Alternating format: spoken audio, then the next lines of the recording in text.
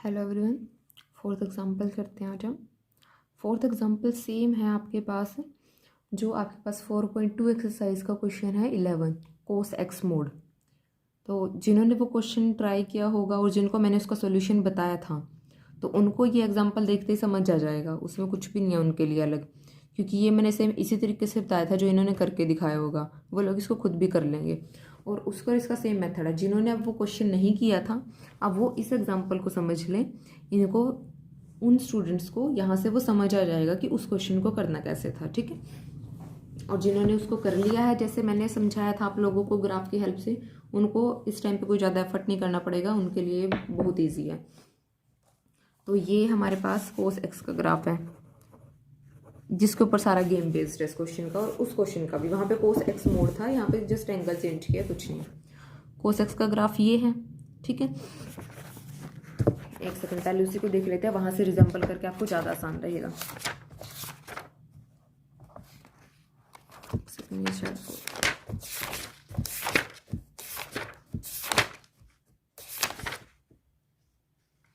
Sorry ये 4.1 का था। ये देखो कोस मोड एक्स दिया हुआ है -π to π ओपन इंटरवल में। इसको समझ लो कि ये फंक्शन है कैसा। अगर ये फंक्शन समझ आ गया तो वो फंक्शन आ जाएगा समझ। यहाँ पे देखो आपको ना कोस एक्स का मोड दिया हुआ है इंटरवल -π to π में। तो कुछ बच्चे इसको कैसे कर रहे थे, -π to 0, 0 to π, जैसे हमने साइन मोड एक्स किया था या फिर एक्स मोड किया था। बट ये वैसा नहीं है। आप पहले इस इंटरवल के अंदर फंक्शन को तो देखो कैसा है, ठीक है। कोस मोड को देख रहे हो कि कोस मोड कर दे तो थ्रू आउट पॉजिटिव रहेगा, नहीं, ऐसा नहीं होता। पहले आप इस इंटरवल में उसका बिहेवियर देखो ना, उसके बाद आप फंक्शन यहाँ पे इस तरह से बनाओगे कुछ, ठीक है। बिहेवियर देखो उस रेंज में उसका कैसा जा रहा है, उसके अकॉर्डिंग आप फिर लिमिट्स को वहाँ पे चेंज करोगे। तो अब देखो कैसे है हमारे पास। अगर मैं यहाँ पे बात करूँ -π to π देख रहे हैं ना, तो -π से -π/2, -π से -π/2, इस लिमिट में फंक्शन कैसा है। अगर x को रखो आप यहाँ पे, ये साइन लगा लेना, ठीक है। तो यहाँ पे फंक्शन कैसा है, -cos x है। और अगर हम बात करें -π/2 और π/2, इसके बीच में फंक्शन कैसा है, cos x है। नेक्स्ट हम अगर बात करें π/2 x π cos x, यही है ना, ग्राफ देख लो यही है, कुछ भी नहीं सोचना है। -π से लेके -π/2 तो कोस क्या जा रहा है, नेगेटिव जा रहा है। -π/2 से π/2 के बीच में कोस कैसा जा रहा है, पॉजिटिव जा रहा है। और पॉजिटिव π/2 से पाई के बीच में कैसा जा रहा है, पाई जा रहा है। अब आ जाओ, आई थिंक अब आप लोगों को समझ आ गया कि हम करने क्या वाले हैं। और अब ये समझिए बहुत आसानी से आ जाए, क्योंकि उसका आगे सिर्फ कैलकुलेशन वर्क है जो थोड़ी सी बड़ी है और कुछ नहीं है। समझने का काम सिर्फ यही है। तो अब इन्होंने एंगल हमें क्या दिया, कोस पाई एक्स बाई में एल मोड। अब हमें इसके बारे में बात करनी है। तो जब आपको x ये दे दिया गया है, यानी कि x की जगह पे एंगल ये कर दिया, तो यहाँ पे जो हमारे पास ये पॉइंट्स थे x वाले, ये डिवाइड हो जाएंगे। एंगल को मल्टीप्लाई कर दिया हमने, मल्टीप्लाई किया है π/l से, तो ये वाले जो पॉइंट्स हैं ये डिवाइड हो जाएंगे π/l से। तो यानी कि जहाँ पे हमारे पास -π है वहाँ पे l/π कर दो, क्या हो जाएगा, -l हो जाएगा, ठीक है। जहाँ पे हमारे पास -π/2 है वहाँ पे ऐसे लिख लो l/π -l/2 हो जाएगा, ठीक है। यानी कि अगर आपको ग्राफ ड्रॉ करना है तो हमारे पास, अगर हम ग्राफ की बात करें कोस पाई एक्स बाई में एल के, तो वो ग्राफ क्या होगा, इसकी जगह पे क्या आएगा, -l, इसकी जगह पे आएगा -l/2, यहाँ पे आएगा l/2 और यहाँ पे आ जाएगा l, ठीक है। ये x उसी से डिवाइड हो जाएंगे जिससे एंगल मल्टीप्लाई हुआ है। आप इसको इस तरह से देख सकते हो अगर आप लोगों को कन्फ्यूजन है। अगर मान लो कोस जो है वो π/2 पे क्या है, 0 है, ठीक है। लेकिन अगर मैं cos 2π की बात करूं तो वो क्या हो जाएगा, वैसे आपको इस तरह से थोड़ा समझ नहीं आएगा, ये प्रॉपर आपको cos 2x का बनाना पड़ेगा। इस तरह शायद थोड़ा सा अजीब हो जाए, cos 2 पाई 1 होता है। आप cos x का बना के देखना, cos 2x का बना के देखो, ठीक है। अगर आप इनका ग्राफ देखो, नेट पे भी चेक कर सकते हो, तो चेंज क्या आएगा कि जैसे ही एंगल यहाँ पे ट्वाइस से मल्टीप्लाई हुआ तो ग्राफ ऐसा ही रहेगा, लेकिन वैल्यूज आगे शिफ्ट हो जाएंगी, ठीक है। यानी कि जो वैल्यूज है वो 2 से डिवाइड हो जाएंगी, कुछ इस तरह का बनेगा। तो आप इस चीज़ को वेरीफाई कर सकते हो, ठीक है। आप cos x का देखना, ये आपके सामने है। आप cos 2x का देखना, cos 3x का देखना, नेट पे चेक कर लेना। तो वहाँ पे क्या हो जाएगा कि जस्ट जिससे आप एंगल को मल्टीप्लाई कर रहे हो, अब जब आपको इसका ग्राफ ड्रॉ करना है कि एंगल सम कांस्टेंट से मल्टीप्लाई हो रहा है, तो जो यहाँ वाली वैल्यूज होंगी तो वो उससे डिवाइड हो जाएंगी उस नंबर से जिससे यहाँ पे एंगल मल्टीप्लाई हो रहा होगा। तो ग्राफ आपका वही बनेगा, बस जस्ट यहाँ पे वैल्यूज चेंज हो जाएंगी और कोई चेंज नहीं आएगा। तो अब यहाँ पे हमारा जो फंक्शन है वो क्या हो जाएगा, अगर हम देखें इसके अकॉर्डिंग, माइनस कोस एक्स कहाँ से कहाँ तक रहेगा, minus L x minus L by to. यहाँ पे क्या रहेगा, minus L by to x L by to. इसकी जगह पे क्या आएगा, L by to x L. ये हमारा फंक्शन हो जाएगा जो कि आपको, और यहाँ पे एंगल, ठीक है, यहाँ पे पाई बाई एल आएगा सबके साथ, ठीक है। ये आएगा अब हमारे पास, यही आपको लिख के दिया हुआ है। अब यहाँ तक का तो मेथड आपको समझ आ गया होगा कि ये हमने किया क्या और लिखा कैसे। आई होप, अगर नहीं आया होगा तो पूछ लेना कमेंट में, मैं बता दूंगी। अब इसके बाद हमारा सिंपल काम है, हमारे पास फंक्शन की वैल्यू है, किस किस रेंज में वो वैल्यू है वो है हमारे पास। तो इसमें हमें कुछ नहीं करना है, जस्ट अब देख लो कि इवन है या ओड है। तो हमारे पास F of minus X F of X equal रहेगा, फंक्शन इवन रहेगा, ठीक है। कोस हमें पता है इवन होता है, बी एन 0 रहेगा, तो हमें सिर्फ ए एन कैलकुलेट करना है। तो ए नोट क्या हो जाएगा, 1/l minus L to L, ठीक है। तब ये 3 पॉइंट्स में ब्रेक होगा हमारा फंक्शन।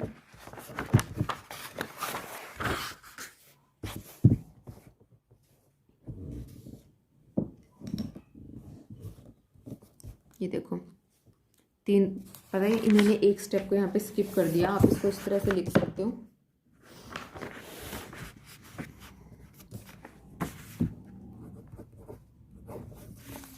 क्या रहेगा ये,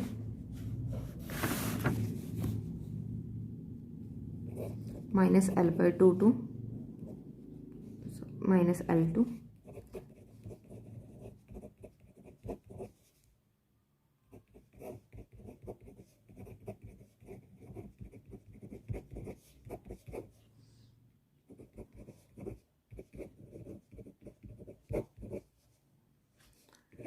ठीक है। फंक्शन इवन है तो इसको क्या लिख सकते हैं, 0 to l by two cos pi x by में l, इस तरह से लिख सकते हैं ना। और यहाँ पे भी क्या कर सकते हैं, अब इवन है तो x को माइनस एक्स से चेंज कर देना, लिमिट वही हो जाएंगी हमारे पास, माइनस का चेंज आएगा और इंटरचेंज हो जाएंगे लिमिट, ठीक है। और माइनस जो है वो कोस अब्जॉर्ब कर ही लेता है, तो उसमें हमें कोई प्रॉब्लम नहीं आएगी। तो यहाँ पे ट्वाइस ट्वाइस,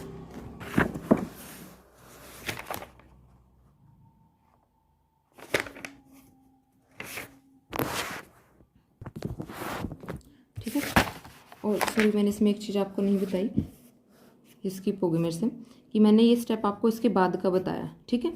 इसके बाद इन्होंने डायरेक्ट ऐसे लिख दिया, आप इसको इस तरह से लिख सकते हो, ये स्टेप 1/l आएगा, इसके बाद 1/l करके ये लिखना, फिर इसका क्या हो जाएगा ट्वाइस।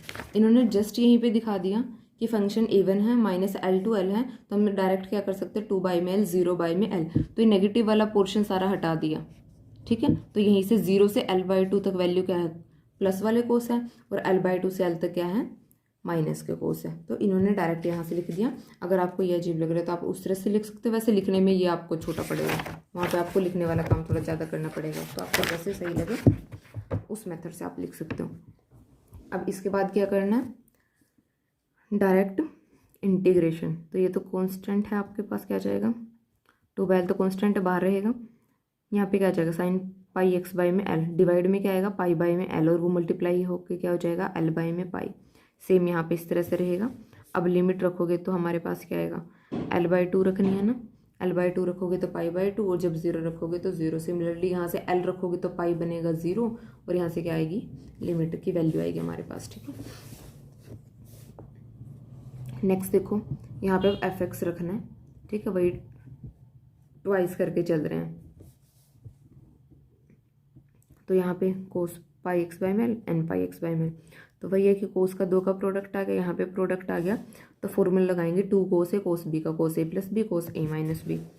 इस टाइप का क्वेश्चन पहले काफ़ी कर चुके हैं।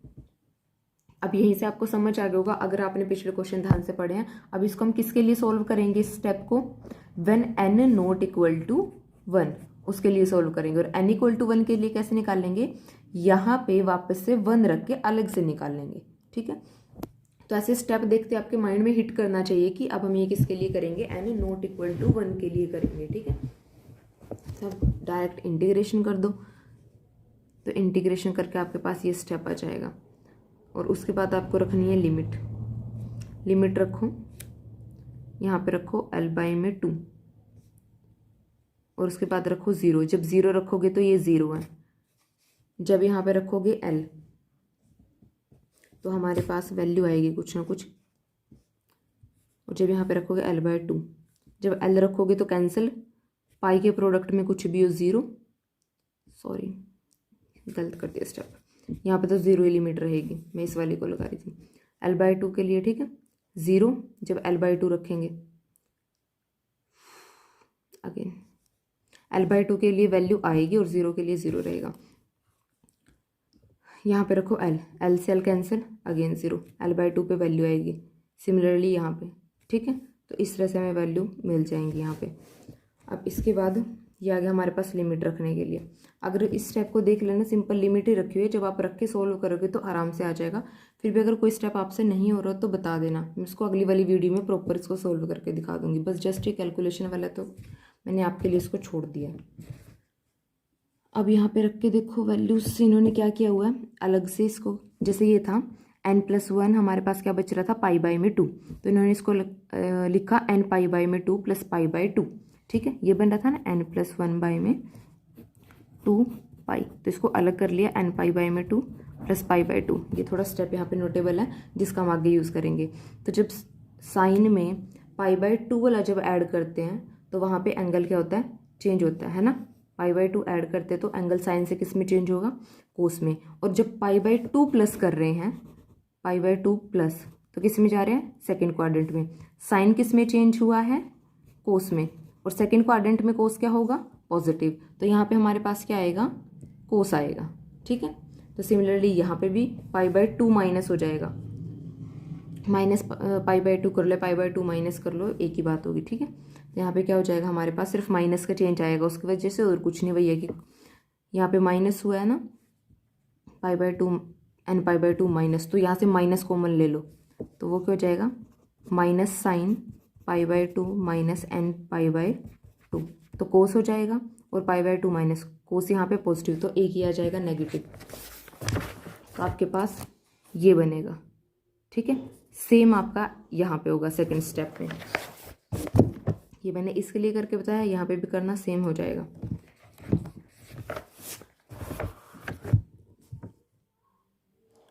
अब यहाँ पे आपके पास क्या बचा,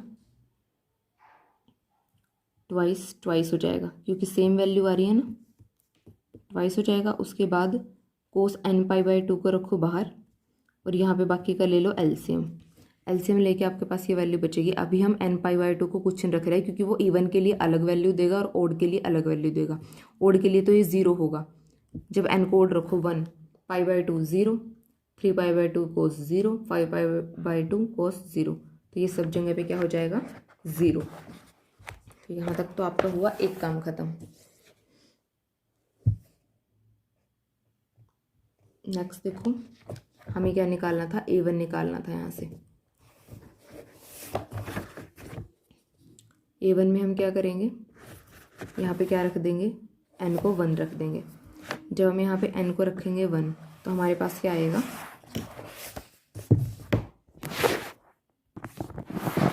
देखो जब यहाँ पे रखेंगे 1 तो क्या आएगा, कोस 2 पाई बाई में 2 पाई x बाई में l, और 1 माइनस 1 0, कोस 0 1। सिमिलरली यहाँ पे रखो, यहाँ पे भी क्या आएगा, 2 पाई x बाई में l, और यहाँ पे क्या आएगा 1, ठीक है। दोनों जगह ही आ रहा है, सिर्फ लिमिट का चेंज है। अब यहाँ पे करते हैं इंटीग्रेशन, 1 का इंटीग्रेशन x, कोस का क्या आएगा साइन 2π/x में l, और डिवाइड में क्या आएगा 2π में l, जो कि रिवर्स होके क्या हो जाएगा l में 2π। सिमिलरली यहाँ पे होगा। ठीक है, अब रखो लिमिट। जब यहाँ पे रखेंगे l/2 रखेंगे तो l से l कैंसिल, 2 से 2 कैंसिल। ठीक है, तो क्या बनेगा पाई वाला बचेगा, तो यहाँ पे क्या हो जाएगा 0, यहाँ पे क्या आएगा l/2, 0 रखेंगे तो दोनों 0। सिमिलरली यहाँ से हमें क्या मिलेगा, इसको तो जब रखेंगे l 2π पे 0, l/2 पाई पे 0, और यहाँ से हमें क्या मिलेगा l माइनस l में 2। ठीक है, x से मिलेंगी दोनों वैल्यूज़, ये वाला दोनों लिमिट्स पे 0 होगा, तो इसको सम कर दोगे तो आपके पास क्या बचेगा 0 बचेगा। और ये हमने ऊपर वाले में रख के चेक किया, जो कि मैं आपको बता रही थी 3, 5, 7 सब पे 0, तो 8, 2n - 1 यानी कि जो ओड टर्म्स हैं वो सारी क्या हो जाएंगी 0। तो हमारे पास क्या बचेंगी, सिर्फ इवन टर्म्स बचेंगी a2n। ठीक है, a2n मतलब n को यहाँ पे किससे रिप्लेस कर दो, 2n से रिप्लेस कर दो, क्योंकि ओड वाले के लिए कुछ वैल्यू आ ही नहीं रही है, तो हमारे पास सिर्फ यहाँ से 8, 2n आएंगे। तो n को रिप्लेस कर दो 2n से, तो आपके पास ये वैल्यू बनेगी। अब इसको जो हमारी सीरीज थी स्टैंडर्ड फॉर्म वहाँ पे रख दो, तो ये आपके पास यहाँ से आंसर आ जाएगा। ठीक है।